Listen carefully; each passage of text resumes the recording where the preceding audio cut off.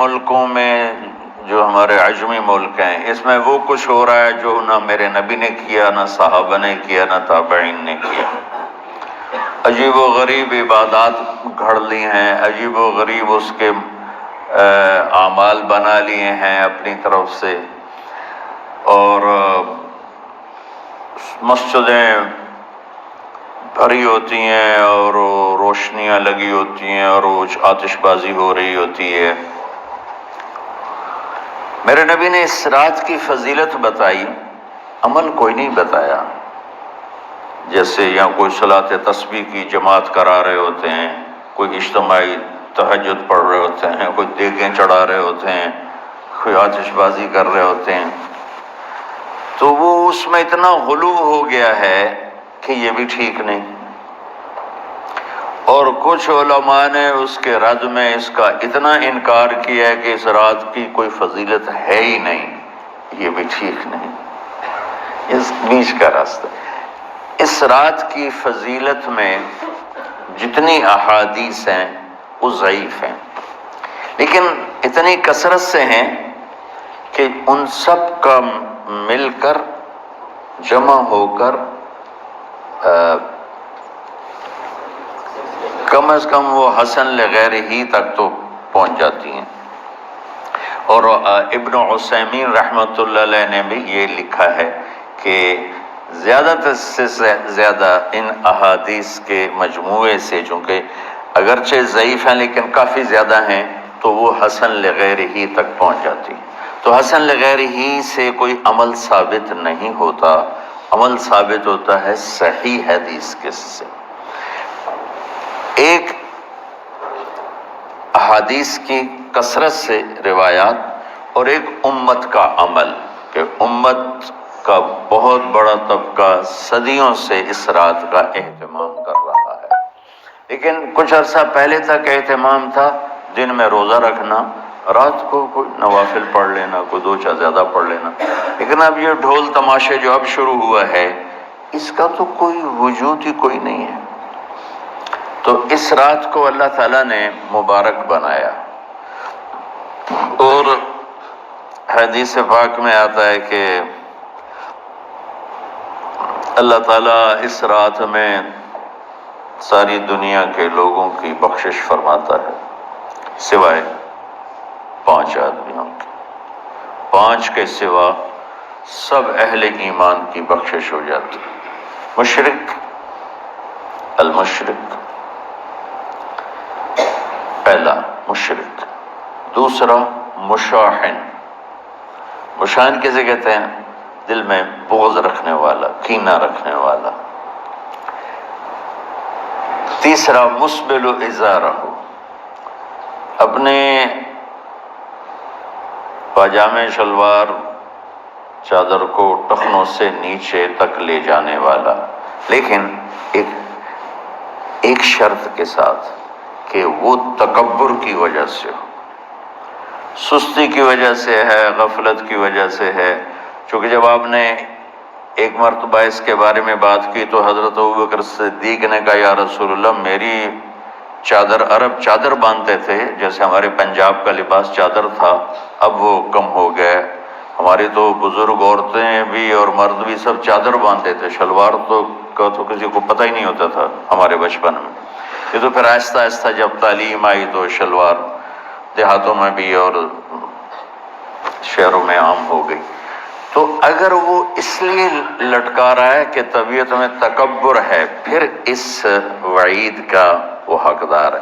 اگر ویسے اس کی نیچے جا رہی ہے تو میرا مالک ایسا، وہ تو ہے ہی رحیم و کریم، ہے ہی رحیم و کریم، ہے ہی رحیم و کریم، صرف شلوار نیچے لٹکانے سے وہ اتنی شدید سزا دے۔ اگر اس کے پیچھے تکبر ہے، پھر ہے یہ، تکبر نہیں ہے تو انشاءاللہ وہ اس سے محفوظ ہوگا۔ تو اپنی چادر کو لٹکانے والا، لیکن بشرط تکبر۔ کتنے ہو گئے؟ 3۔ عاق لوالدیہ، ماں باپ کا نافرمان، نافرمان ایسا کہ دکھ دینے والا، چھوٹی موٹی اونچ نیچ تو ہر بچے سے ہو جاتی ہے، نہیں جن نے والدین کو ٹکڑے ٹکڑے کر دیا ہو اور ان کو دکھ دے دے دے دے کے ان کا سینہ چیر دیا ہو، چونکہ آپ کہتے ہیں پرزے پرزے کرنا کسی چیز کو، تو اپنے دکھ دے کر اپنی بدتمیزی کے ساتھ اس نے ماں باپ کا دل زخمی کر دیا ہو، ایک یہ نہیں معاف ہوتا۔ پانچواں، مدمن خمر، مسلسل شراب پینے والا، مستقل جو شراب کا عادی ہو، ان پانچ کو مؤخر کر دیا جاتا ہے۔ معافی نہیں ہونے کا مطلب یہ نہیں کہ اللہ تعالیٰ کبھی معاف نہیں کرے گا، معافی نہ ہونے کا مطلب یہ ہے کہ یہ پانچ ایسے گناہ ہیں کہ اس کی وجہ سے بخشش رک جاتی ہے۔ اگر وہ شرک سے نکل آئے، وہ کینہ سے نکل آئے، وہ تکبر سے نکل آئے، وہ والدین کی نافرمانی سے نکل آئے، شراب چھوڑ دے، تو ان کی بھی بخشش ہو جاتی۔ جب کوئی توبہ کرے گا فوراً بخشش ہو جائے گی۔ نہ 15 شعبان کی ضرورت ہے، نہ لیلۃ القدر کی ضرورت ہے، نہ بیت اللہ جانے کے ساتھ توبہ کی شرط ہے۔ جہاں بھی وہ بیٹھ کے توبہ کرے گا، جس لمحے میں کرے گا، اسی وقت اس کی توبہ قبول ہوگی اور اللہ اس کے پچھلے سارے گناہوں کو معاف فرما دے گا۔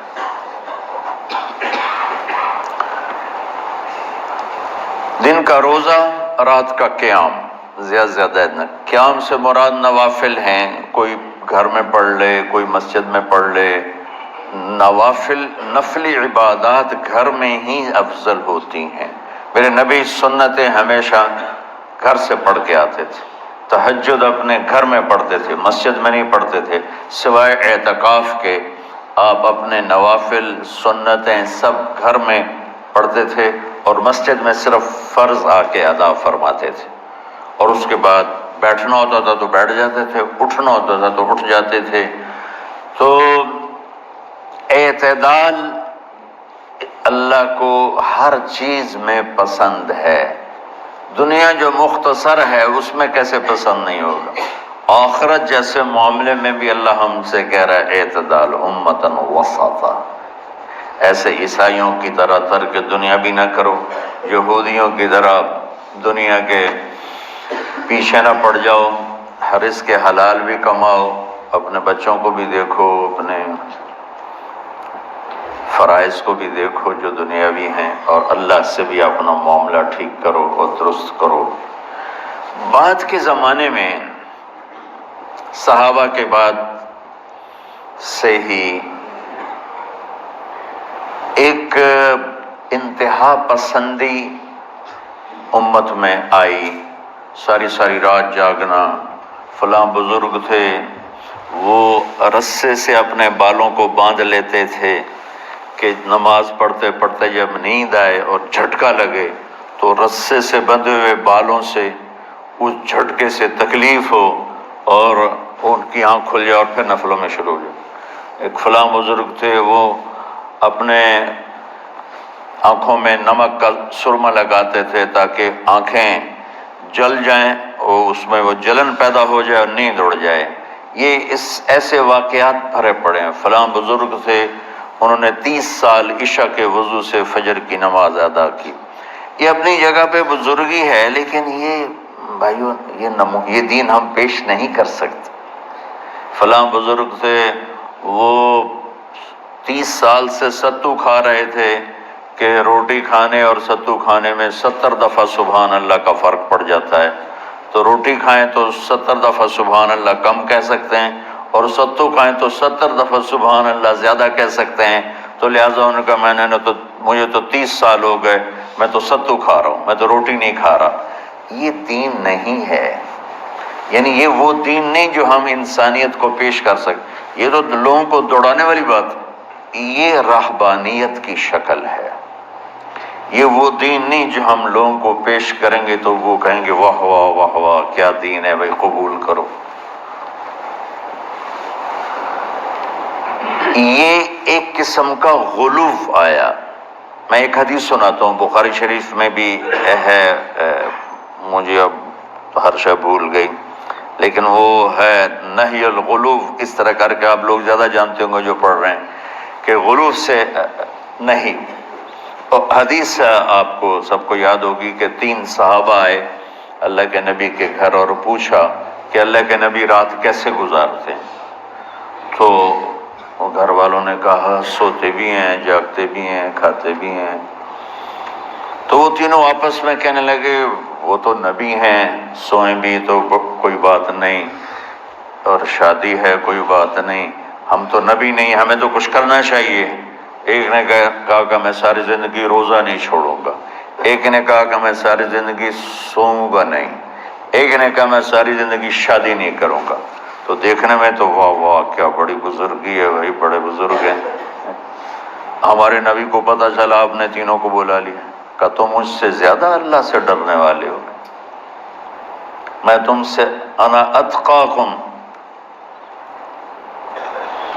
یا اخشاکم، الفاظ آپ لوگ کو زیادہ یاد ہوں گے لیکن مفہوم میں صحیح پیش کر رہا ہوں۔ آپ نے کہا میں تم سے زیادہ اللہ کو جانتا ہوں، تم سے زیادہ اللہ سے ڈرتا ہوں، میں سوتا بھی ہوں، میں کھاتا بھی ہوں، میں روزے بھی رکھتا ہوں، میں چھوڑ بھی دیتا ہوں، میری بیویاں بھی ہیں، میں اپنی بیویوں کے پاس بھی جاتا ہوں۔ تم دین میں غلو سے بچو، پہلے امتوں کو ہلاک کر دیا دین میں غلو۔ دنیا میں غلو یعنی انتہا پسندی، ایکسٹریمسٹ ہونا، دنیا ہو یا دین ہو دونوں میں اعتدال بچو، اللہ تعالیٰ کو پسند ہے۔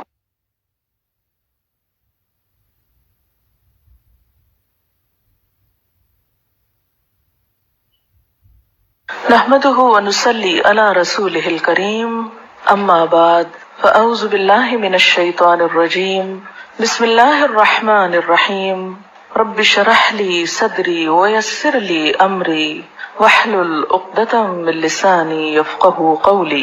اللہ تعالیٰ کا لاکھ لاکھ شکر ہے جس نے ہمیں اسلام کی نعمت سے نوازا، زندگی گزارنے کے بہترین طریقے ہمیں سکھائے، مختلف اوقات اور مختلف مواقع پر کی جانے والی عبادات اس کے بارے میں بھی واضح ہدایات اپنی کتاب اور اپنے حبیب محمد صلی اللہ علیہ وسلم کی سنت کے ذریعے ہم کو عطا کی۔ ہم سب جانتے ہیں کہ دین اسلام ایک وے آف لائف ہے، طریقہ زندگی ہے۔ یہ وہ طریقہ ہے جو اللہ نے اپنے بندوں کے لیے بھیجا ہے۔ اس طریقے کو اختیار کرنے والے، اس طریقے کو بنانے والے خود انسان نہیں، یعنی یہ طریقہ ڈیوائز کرنے والا خود اللہ رب العزت ہے۔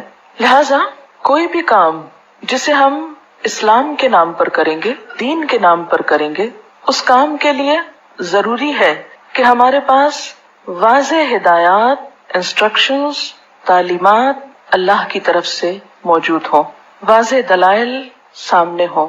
واضح دلائل میں 2 بڑی چیزیں آتی ہیں، ایک قرآن حکیم ہے کہ کسی بھی کام کے کرنے کے لیے قرآن حکیم سے رہنمائی حاصل ہو، یا پھر حضور صلی اللہ علیہ وسلم کا طریقہ کہ کسی بھی کام کو آپ نے کس طرح کیا، اس کے بارے میں آپ نے کیا فرمایا۔ چونکہ یہ ماہ شعبان ہے، یہ بھی بابرکت مہینوں میں سے ایک مہینہ ہے، تو ہم دیکھیں گے کہ اس کے بارے میں قرآن حکیم اور سنت نبوی صلی اللہ علیہ وسلم میں کیا ارشادات ملتے ہیں کہ اس مہینے میں ہم کو کیا کرنا چاہیے۔